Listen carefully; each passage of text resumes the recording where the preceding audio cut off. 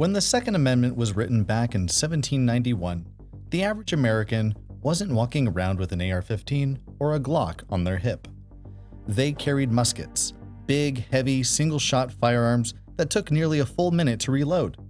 You'd pour the powder, pack the ball, prime the flint, and hope your shot counted, because you usually only had one chance. Accuracy was rough, reliability was worse, and every pull of the trigger was an event. Those guns weren't just for self-defense against enemies. They were survival tools used for hunting food, protecting families, and standing ready in case the young nation needed to defend itself. Fast forward over 2 centuries, and the picture looks a bit different. So how did we go from muskets to modern semi-automatics? And what does that evolution mean for how we understand the Second Amendment today? Before we dive in, be sure to subscribe and help our new channel out.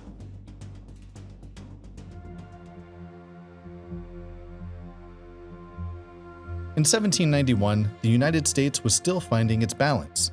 The revolution had ended only a few years earlier, and the memory of fighting for independence was fresh in everyone's mind. People had lived through a war against one of the strongest empires in the world, and they knew how quickly freedom could be lost. The nation itself was fragile. To the north and west, Britain remained a looming presence. Spain controlled vast territory to the south. Native nations resisted expansion on the frontier. The young republic didn't have a strong standing army, which meant ordinary citizens were expected to step in, forming local militias when danger threatened. That's the world in which the Bill of Rights was born. These first 10 amendments weren't abstract principles, they were immediate protections. The Second Amendment in particular reflected 2 deeply held beliefs: that government power must be limited, and that citizens carried the responsibility to defend their homes, their communities, and their nation.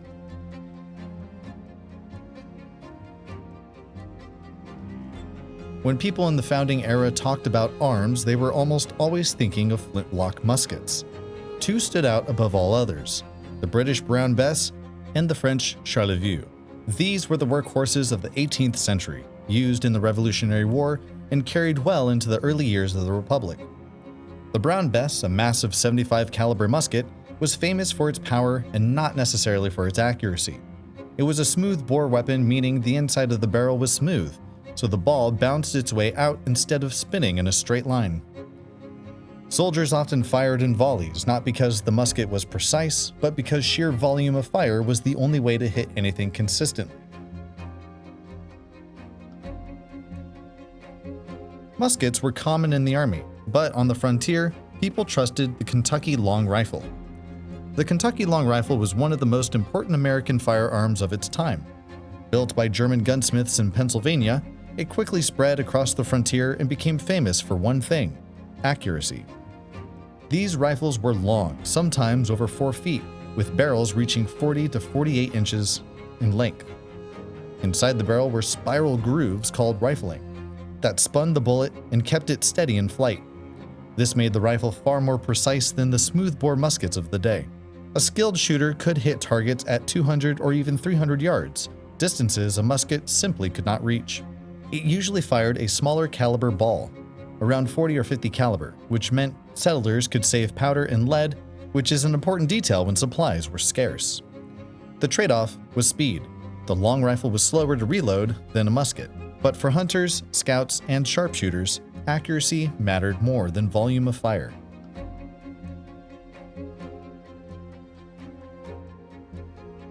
Alongside muskets and rifles, another firearm played a big role in the founding era: the flintlock pistol. Though these weren't the main weapons for soldiers or settlers, they were important for close defense and quick use when a musket was far too slow or too large to handle. A flintlock pistol worked just like a musket, using a spark from a flint to ignite the powder. But instead of being long and heavy, it was small enough to carry at your side. Most were smoothbore, firing a single ball. Effective range was short, maybe 20 to 30 feet, and accuracy was limited. Still, at close quarters, they could be lethal. Pistols were often carried in pairs. Since they were single shot and slow to reload, having 2 gave the shooter a backup when seconds mattered. Officers, cavalrymen, and travelers on the road valued them for that reason. On the frontier, a pistol might serve as a last line of defense when hunting or when danger appeared suddenly.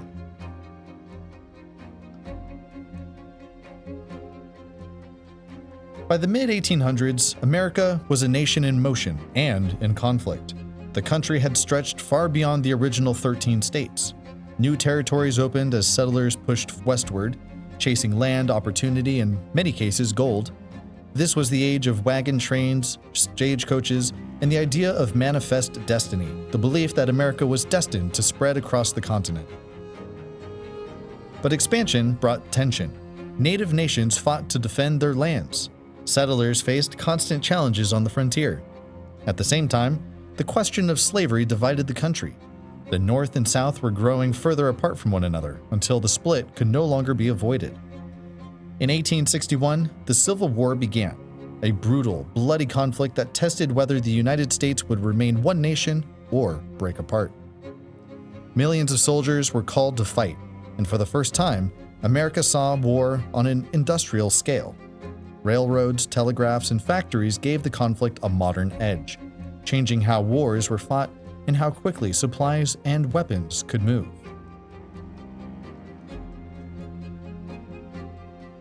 During the Civil War, one of the most important firearms for Union soldiers was the Springfield rifle. Earlier muskets used flint to spark the powder, but by the mid-1800s, technology had moved forward. The Springfield rifle used a percussion cap, a small copper cap filled with explosive material. When struck by the hammer, it ignited the powder charge. This made firing far more reliable, even in rain or damp conditions, which had always been a weakness of flintlock weapons. The Springfield Model 1861 became the standard issue for the Union Army. It was a .58 caliber rifled musket, meaning it fired a large, powerful bullet with spin for accuracy. Soldiers could hit targets at several hundred yards, giving them an advantage over the older smoothbore muskets of the past. The rifle loaded from the muzzle, and a well-trained soldier could fire 2 or 3 rounds a minute. It used paper cartridges, powder and bullet wrapped together, making the process faster than older methods. With a bayonet attached, it could also serve as a close-quarters weapon when needed. More than 1 million Springfield rifles were produced during the war, showing how industrial power shaped the battlefield. While rifles were changing the battlefield, revolvers were transforming personal defense. Before revolvers, most pistols were single-shot, fire once and then reload. Samuel Colt changed that in the 1830s with his first successful design, the Colt Patterson. It used a rotating cylinder that held multiple shots, giving the shooter 5 rounds before reloading. For the first time, a handgun offered real firepower in a compact form. The Patterson, however, was fragile and expensive, but it set the stage for Colt's later revolvers. The most famous was the Colt Navy 1851, a .36 caliber 6-shot revolver carried by soldiers, lawmen, and civilians alike. It became one of the most popular sidearms of the mid-1800s, especially during the Mexican-American War and the Civil War.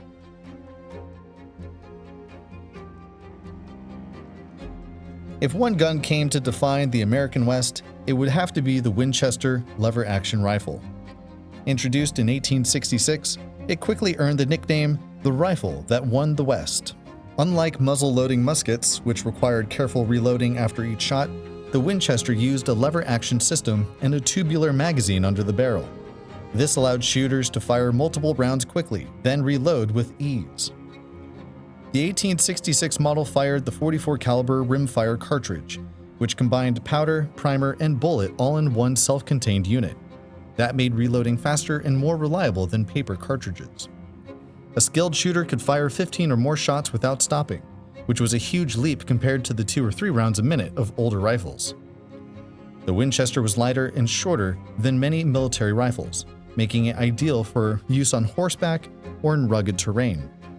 Farmers, settlers, and lawmen all adopted it, as did native warriors who recognized its power in battle.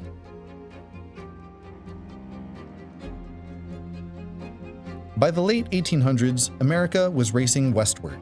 Railroads stretched across the plains, towns rose almost overnight, and settlers pushed into territories that were still rough and unpredictable.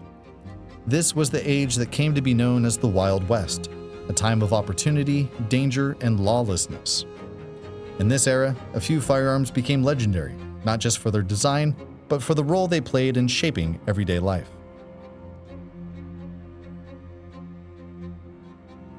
No gun is more closely tied to the image of the Old West than the Colt single-action army revolver, often referred to as the Peacemaker. Introduced in 1873, it quickly became the sidearm of choice for soldiers, lawmen, cowboys, and outlaws. Chambered in powerful cartridges like .45 Colt, it combined reliability, stopping power, and single operation. The revolver held 6 rounds in a rotating cylinder and had to be cocked manually for every shot, but it was tough, dependable, and easy to carry on the hip. Its balance and smooth action made it popular with everyone from cavalry troopers to ranch hands.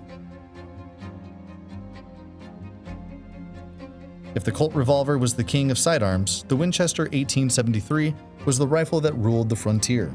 Building on the success of the earlier 1866 model, the 1873 became legendary for its strength, accuracy, and rapid fire.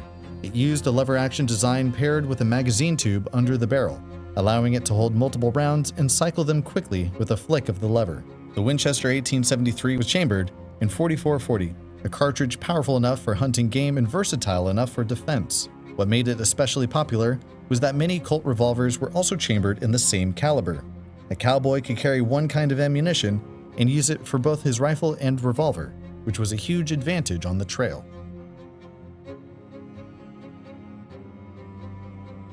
Alongside revolvers and rifles, the double-barrel shotgun earned its own place in Wild West history. With 2 barrels that set side by side, it gave the user the ability to fire 2 quick, devastating blasts before reloading. Although it lacked the long-range precision of rifles, the shotgun's raw power made it perfect for close quarters. On the frontier, it was used for hunting bird and small game, but it also became a trusted weapon for defense. Farmers kept them behind doors to ward off intruders. Stagecoach guards carried them to protect passengers and valuable shipments, giving rise to the famous term, riding shotgun. In saloons or dusty frontier towns, the presence of a shotgun across the bar was often enough to keep troublemakers in check. As America moved into the 20th century, firearms changed dramatically. Industrial production, new designs, and 2 global wars pushed weapon technology further than ever before. The old revolvers and lever-action rifles of the Wild West gave way to modern bolt-action, semi-automatics, and even submachine guns. 4 firearms stand out from this era, each leaving its mark on both battlefield and American culture. Adopted in the early 1900s, the Springfield 1903 became the U.S. military standard rifle. A bolt-action design chambered in .30-06, it offered excellent power, range, and accuracy. Soldiers worked the bolt by hand, but the action was smooth and dependable, with precision shots going as far as 1,000 yards. It carried 5 rounds and an internal magazine, reloaded with stripper clips, and its 24-inch barrel gave it strong velocity and accuracy. A solid walnut stock and steel receiver made it rugged, with a bayonet mount adding close combat use. The 1903 served as the backbone of U.S. infantry in World War I and well into World War II.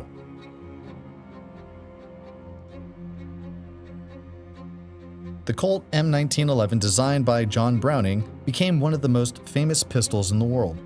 It fired the .45 ACP round, known for strong stopping power, but was still small enough to carry on a soldier's side. The pistol held 7 rounds and a detachable magazine, giving it faster reloads than revolvers. It worked with a short recoil system which made each shot smooth and reliable. The single-action trigger was crisp, making it easy to fire accurately. Built from solid steel, the M1911 was tough and long-lasting. It also had safety features like a grip safety and thumb safety that kept it secure.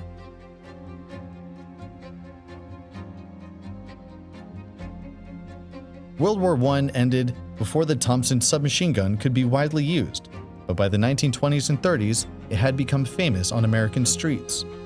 Known as the Tommy gun, it fired. Lawmen and gangsters alike favored it, cops for its firepower and criminals for the same reason. Images of Prohibition-era mobsters carrying Tommy guns cemented its place in history. But the gun also served its role in World War II, where soldiers valued its close-range power in jungles, cities, and trenches.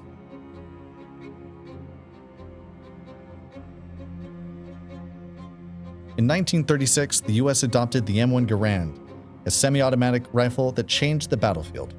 It fired the powerful .30-06 cartridge like the Springfield 1903, but instead of working a bolt by hand, the Garand loaded itself after every shot. This gave soldiers faster, smoother firepower compared to the slower bolt-action rifles many other armies had still used. The rifle used an 8-round clip that fed rounds directly into the chamber. When empty, the clip popped out with a loud ping sound that became famous among troops. With a strong wooden stock, solid steel receiver, and reliable action, the Garand was rugged, accurate, and easy to use under combat conditions. General George Patton called it the greatest battle implement ever devised, and for good reason. It gave American soldiers a clear advantage during World War II.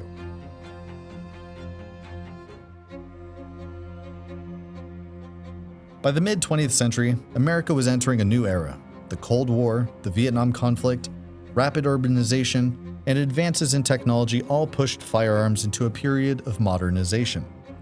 Weapons became lighter, faster, and more adaptable to changing needs of both soldiers and civilians. 4 firearms from this era stand out for the way they shaped the battlefield, law enforcement, and civilian use.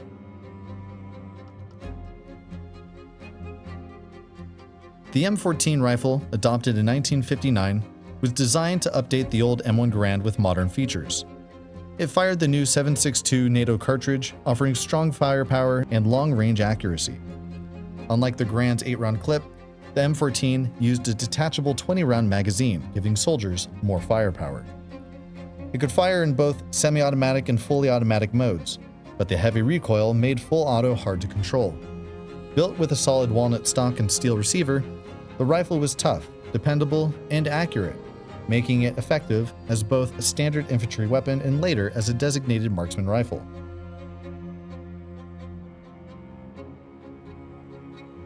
The M16 and its civilian counterpart, the AR-15, became the most recognized American rifles of the late 20th century. Lightweight, made with aluminum and plastics, and chambered in the smaller 5.56 NATO round, the M16 allowed soldiers to carry more ammo and fire rapidly with less recoil.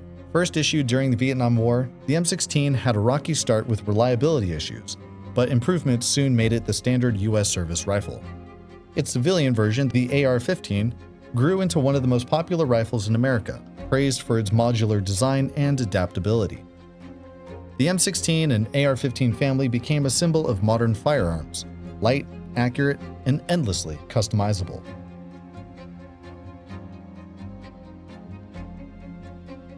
Introduced in 1950, the Remington 870 became the classic American pump-action shotgun. Simple, rugged, and affordable, it quickly spread to homes, police stations, and battlefields.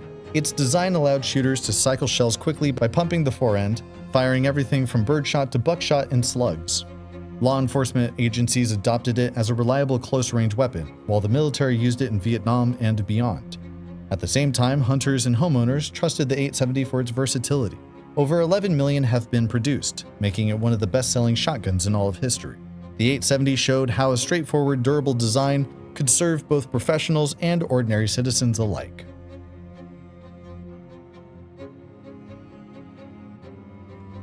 In the 1980s, a new kind of handgun arrived to the scene, the Glock 17. Designed in Austria and quickly adopted around the world, it changed the handgun market forever. Made with a polymer frame instead of a traditional steel frame, it was lightweight yet durable. Its 17-round magazine offered more capacity than most pistols of its day, and its simple safe-action trigger system made it easy to use under stress. American police departments began adopting the Glock in large numbers, valuing its reliability and firepower. Civilians followed, drawn to its simplicity and effectiveness for self-defense. The Glock 17 and its later models redefined what a modern handgun could be: light, high capacity, and nearly indestructible.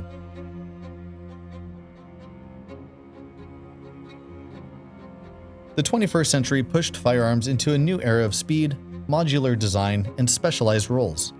Wars in Afghanistan and Iraq, changes in policing, and a growing civilian market drove rapid innovation forward. The guns below show how modern needs, from battlefield flexibility to home defense and long-range precision, shape designs we see today. The AR-15 family became the most talked about rifles of the era. Light, accurate, and highly modular, these rifles use a small, fast cartridge that lets soldiers and shooters carry more ammo with less recoil. The AR-style platform is built to be changed, from stocks and barrels to optics and handguards, all to be swapped within minutes. That kind of flexibility made it a hit with military units, law enforcement, competition shooters, and civilians alike. Because so many companies make parts and whole rifles, the AR-15 evolved into a broad family rather than a single gun, useful for hunting, sport, duty, and defense.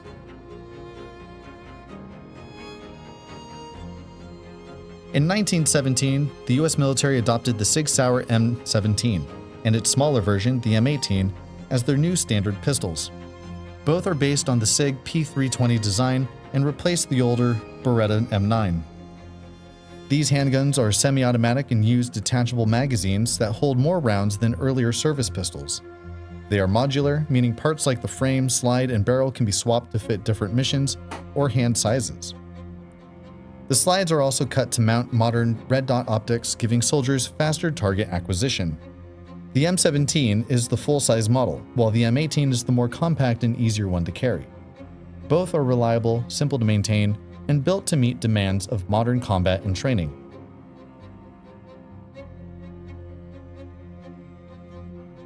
The FN SCAR was made for special forces that needed one gun to do many jobs. It comes in a different size and caliber, a lighter 5.56 version for close work and a bigger 7.62 version for longer shots. Swapping barrels and changing parts is quick, so the same rifle can be set up for short fights in buildings or long-range work in open country. The SCAR is known for being tough, accurate, and easy to maintain. It has a folding stock for carrying, a top rail for sights and optics, and modern controls that work well with gloves and gear. That kind of mix of reliability and flexibility makes it a true multi-role rifle for today's varied battlefields.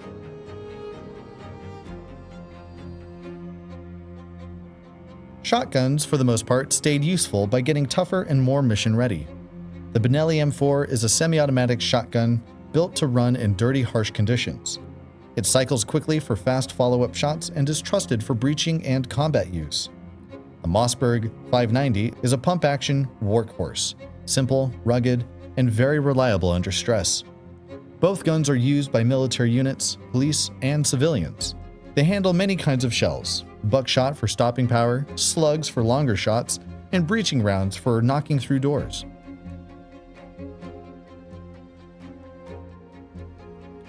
The Barrett fires the huge 50 BMG round for extreme range and anti-material work. It's a semi-automatic, recoil-operated rifle with a big muzzle brake to help tame recoil. It uses 8 to 10 round box magazines, long barrels, and rails for powerful optics, and is usually shot from a bipod, tripod, or even a vehicle mount. Heavy, loud, and ammo-hungry, it's the specialized tool for long-range, high-impact tasks.